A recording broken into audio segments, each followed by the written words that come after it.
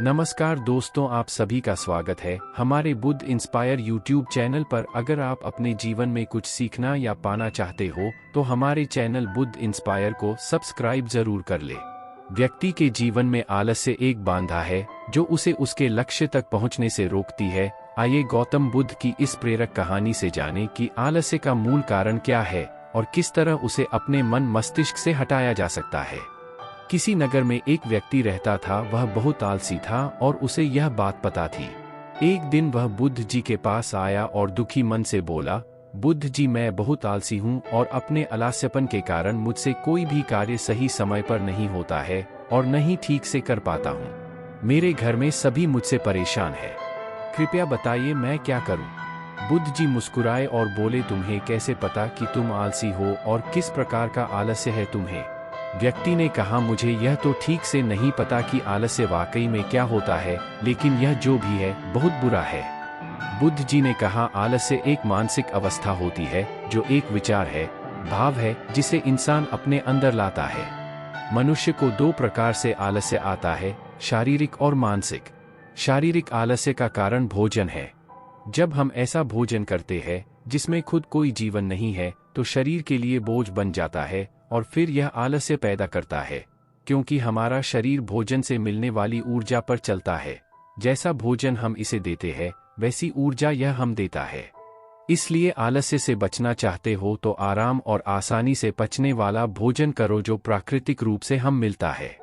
शारीरिक स्तर पर ही दूसरा कारण है सही से ना बैठना, सही से ना सोना और सही से ना चलना। बुद्ध जी ने आश्रम के भिक्षुओं की तरफ इशारा किया और कहा, देखो इन भिक्षुओं को ध्यान से देखो, इनके चलने, बैठने और लेटने में संतुलन है। जब ये चलते हैं तो इनके पैरों के बीच तालमेल होता है, बैठते हैं तो गर्दन ऊपर और रीढ़ की हड्डी बिल्कुल सीधी होती है, जब लेटते हैं तो शरीर बिल्कुल स्थिर और तनाव रहित होता है, जिससे वे आरामदायक और गहरी नींद लेते हैं। व्यक्ति बोला, क्या पर्याप्त नींद आवश्यक है? बुद्ध बोले, हाँ, ना कम ना अधिक। यदि रात को पर्याप्त नींद नहीं लेते हो तो कल का दिन आलस्य और थकान से भरा होगा। व्यक्ति ने कहा, आपने सच कहा, यह मैंने भी महसूस किया है। बुद्ध बोले, शारीरिक स्तर पर तीसरा कारण है सुबह जल्दी ना उठना। जल्दी तभी उठ पाओगे जब रात को सही समय पर सोगे। इन आश्रम के भिक्षुओं को देखो, इनके रात का सोने का समय निश्चित है, तभी यह सब जल्दी उठते हैं। हर एक भिक्षु का अनुशासन होता है और वही इनके जीवन में संतुलन लाता है।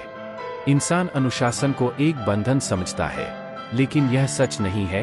अनुशासन हमें बांधता नहीं बल्कि आजाद करता है। बुद्ध जी ने व्यक्ति से कहा, यदि आलस्य से बचना चाहते हो तो एक निश्चित दिनचर्या बना लो। व्यक्ति बोला, लेकिन शुरुआत कहाँ से करें? चलने से, बैठने से, लेटने से या सुबह जल्दी उठने से? बुद्ध जी बोले, इसी समय से। जो भी कर रहे हो उस ध्यान से करो, मन के स्तर से आलस्य को समझो। मानसिक स्तर का पहला कारण, जब हम किसी कार्य को करने के लिए खुद को काबिल नहीं समझते तो हम आलस्य आता है, क्योंकि हम वह कार्य पहले भी नहीं कर पाए थे। हम मन को यह नहीं समझाते कि पहले और अभी के कार्य में बहुत फर्क है। साथ ही मानसिक तौर पर हम वह नहीं है जो पहले थे। तब से लेकर अब तक हमने बहुत कुछ सीखा है। मानसिक आलस्य से बचना है तो खुद पर विश्वास करना सीखो। मानसिक स्तर पर दूसरा कारण है आलसी और छोटी सोच वाले व्यक्तियों के साथ रहना। कई बार देखा गया है कि हम आलसी नहीं होते, लेकिन ऐसी लोगों के साथ रहने से हम भी वैसी ही हो जाते हैं। वह व्यक्ति बोला, आप सही कह रहे हैं, यह भी मैंने महसूस किया है। बुद्ध बोले, मानसिक स्तर का तीसरा कारण है काम को टालना। मानसिक तनाव का सबसे बड़ा कारण है। हमें पता नहीं चलता, लेकिन धीरे धीरे यह आदत हमारे अंदर घर कर जाती है और जिंदगी खराब कर सकती है। इसलिए को कार्य आज कर सकते हैं उस आज ही करो, कल नहीं।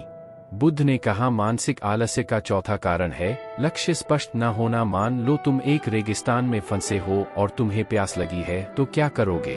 वह व्यक्ति बोला, मैं पानी ढूंढने के लिए आसपास किसी गांव की तलाश करूंगा। बुद्ध बोले, यदि गांव नहीं मिला तो क्या करोगे?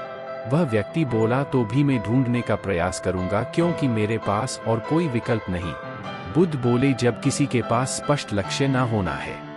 यदि सुबह उठकर व्यायाम नहीं कर पा रहे हो तो तुम्हारी नजर स्पष्ट नहीं है कि तुम्हें व्यायाम क्यों करना है। यदि तुम भविष्य में होने वाले रोगों के प्रति सचेत नहीं हो, मानसिक आलस्य का 5वां कारण है किसी कार्य को करने की बड़ी वजह न होना। मान लो तुम किसी सुनसान जगह से कीमती गहने लेकर जा रहे हो, तुम थक गए हो और बैठना चाहते हो, यह सोचकर तुम पेड़ के नीचे बैठ जाते हो। तुम देखते हो कि सामने से कोई डाकू आ रहा है, तो क्या ऐसे में भी तुम्हारा आलस्य तुम्हें भागने से रोकेगा? नहीं, तुम्हारा आलस्य सिर्फ उन्हीं कार्यों को करने से रोकता जिन्हें करने की बड़ी वजह नहीं होती है। बुद्ध ने कहा, मेरी बात ध्यान से सुनो, जहां स्पष्टता है और कार्य करने की बड़ी वजह, वह आलस्य हो ही नहीं सकता। वह व्यक्ति गौतम बुद्ध से बोला, मुझे आलस्य का सारा खेल समझ आ गया। तो दोस्तों, हमारे ये रियल लाइफ स्टोरी कैसी लगी? उम्मीद है आप सभी को ये कहानी बहुत ही अच्छी लगी होगी और हमारे चैनल को सब्सक्राइब भी कर लीजिए। धन्यवाद।